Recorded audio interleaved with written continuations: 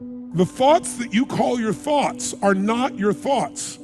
They are the mind, not your mind, the mind. I know this sounds simplistic, but if you can start to identify that thoughts don't hurt you, it's the thoughts that are stressful that you believe that hurt you. It's no surprise that so many people today have a great deal of uncertainty about where life, the world, the economy is going. We're going through massive changes, and some of them are unprecedented. We haven't seen for 40, 50, 60, 70, 80 years. And yet at the same time, we inherently know that with all this change, there's opportunity, that there's a chance for our lives to be better than they've ever been. The transformations that are happening in science and technology can truly change the quality of our lives, the length of our lives, the way we experience life. And yet, day to day, most people live, I think, with a great deal of foreboding, a great deal of uncertainty. And so I thought it might be nice to just drop in for a couple of minutes and give you a couple of triggers to remind you what I know you know in your heart. And that is, we are not made to survive, we're made to thrive. Human beings, our spirit, our capacity to adapt, our ability to grow, our ability to learn with lightning-like speed, our ability to find a way to serve others, that calling inside of us that we have as a parent or as a friend or someone who truly cares, when we put our fear aside because there's something we want to serve greater than ourselves, we all have that ability to find that passion in our life. Because we're always looking back, reliving the negative, we end up carrying around all this baggage that weighs us down. One of the best things we can learn to do is drop it, let it go. Whether it happened 20 years ago or 20 minutes ago, don't carry negative baggage from yesterday into today. You won't live a victorious life if you're always reliving what didn't work out, who hurt you, the mistakes you've made. The reason it's called the past is because it's over. It's done, it's history. Now do your part and let it go. I'm going to talk to you about just the simple core of what you and I are made for. We are not made to survive. We're not made to manage our pain or get through it. We're made to be creators of our lives. We can create anything we can dream about, we can create. And I know that sounds like positive thinking, just BS. But in your soul, there have been times in your life, I know, when you've had something that you wanted so much. Maybe you wanted something for someone you care about. Maybe you wanted something for yourself. But you became so obsessed with something, achieving it, experiencing it, whether it was a transformation, in yourself, a change in your business, making a certain amount of money, getting a job, increase of some position increase. Maybe it was doing something for your mom or your dad or your kids. Somewhere in your life, you've gotten obsessed enough to really want to create something that you may not even know how you were going to do it, but you just wanted it, desired it, that you started all of a sudden taking action and you got insights. And before you knew it, what used to be just this impossible dream became a reality. Is it fair to say that at some stage in your life that there are some things today in your life that were once just a dream or a goal, that once seemed difficult or impossible, whether it be the job you have or the relationship you're in and might be taking for granted? Is there anything in your life today that was once like that? Well, then you and I are creators.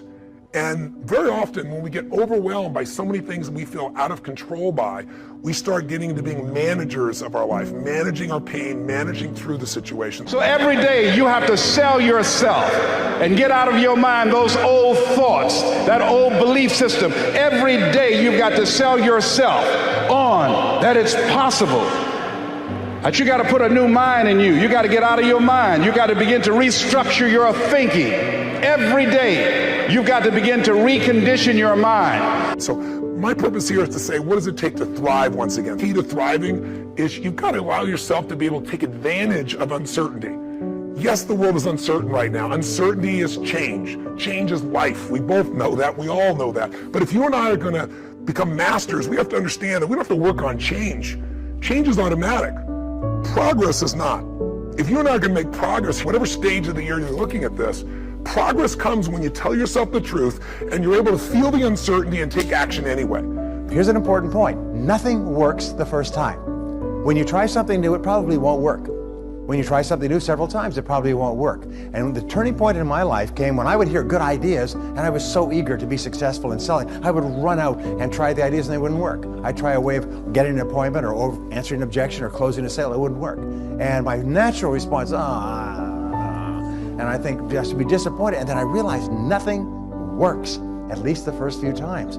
So I decided I would try a new idea 5 or 10 times before I passed judgment on it. I would not just try it once and quit like most people do, and that changed my whole life.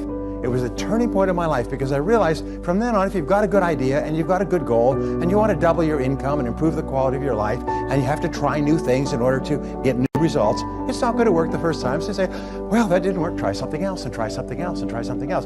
Now, if you try, only 2 things can happen. What are they? Succeed or fail. If you succeed, you do more of it. If you fail, you learn from it, get smarter, and try it again. So you cannot lose by taking action. You can only lose by not taking action. The thing that stops us all is fear. It's no surprise. Fear of failure, fear of rejection, fear of the unknown, fear of not looking good. And that fear we could translate into the simple thing of uncertainty. Now, when you look at someone who's incredibly successful, you look at someone who's truly a leader in their life or in their field, the one thing they have in common is they exude this sense of certainty. And where's that come from? Is it inborn? Are they lucky? Are things just going their way? No, great leaders know how to step in the uncertainty and bring the certainty to the situation. Most people in life, we really feel like the level of stress in our life comes to how much of life do you feel like you control, or how much does life control you? Do you tend to control more of what's going on, or events controlling you? It's very easy to have those events start to take control unless we take control of what's between our ears, our own mind. You see, what you and I focus on massively affects how we feel, whether we're thriving or surviving. If you focus on what you can't control, if you focus on the past, if you focus on what's missing from your life constantly, that pattern of focus will make you frustrated, overwhelmed, depressed. It won't even matter if you're, taking antidepressants. If you keep focusing on what you can't control, what's missing from your life, you're going to feel depressed still. You can take as many antidepressants as you want. Focus equals power. We've got to change ourselves. We've got to build a new image, a picture in our mind. We've got to see ourselves the way we want to be, and then we have to live with it. You go to the gym workout, that's what you do. You build a picture of how you want to see this arm, and you build that picture, and then you build the body. Well, you build the life in your mind. Take your pen and write out how you want to live. And always start by writing, I'm so happy and grateful now that. And the second you write it, you've got it intellectually. The moment you impress it upon your emotional mind, you've got it emotionally. And it's only a period of time till it manifests on the physical plane. Spirit works from a higher to a lower potential. If you want to thrive, you got to focus on what you can control. You got to focus on the difference you can make. You got to focus on what's already in your life that you're grateful for. And I have a little process here at the end that's my gift to you, which is just a simple ritual that can bring you back to this place. So one thing that leaders do is they focus on the things they want, they focus on what they can control, they focus on what they have a combination of gratitude, strength, and commitment. They've really unleashed the second element. They have a vision. They have something that they're after, something they want to create, something they want to contribute, something they want to give, something they want to make happen. And that's when you become a creator again instead of a manager of life. And it's easy to lose that sense of vision in your life through disappointments. Hey, we've all had them. You get all excited about something and then, life seems to crush it. Somebody betrays you. You betray yourself. You don't follow through, and then you don't trust yourself at the same level.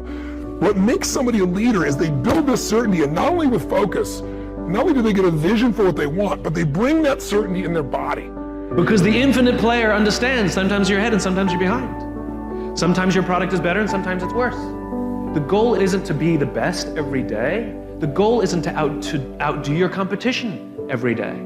That's a finite construction. Finite players play to beat the people around them. Infinite players play to be better than themselves. To wake up every single day and say, how can we make our company a better version of itself today than it was yesterday? How can we create a product this week that's better than the product we created last week? We also have to play the infinite game. It's not about being ranked number one. It's not about having more followers on Twitter than your friends. It's not about outdoing anyone. It's about how to outdo yourself. It's about how to make sure that the work that you're producing is better than the work you produced before. You are your competition. And that is what ensures you stay in the game the longest. And that is what ensures you find joy. Because the joy comes not from comparison, but from advancement. Listen, if you've ever been to one of my live events, you know that one of the greatest things about, let's say, Unleash the Power Within is you go through a weekend where you literally train your nervous system to have certainty. I mean, how the heck do we get people to storm through fire?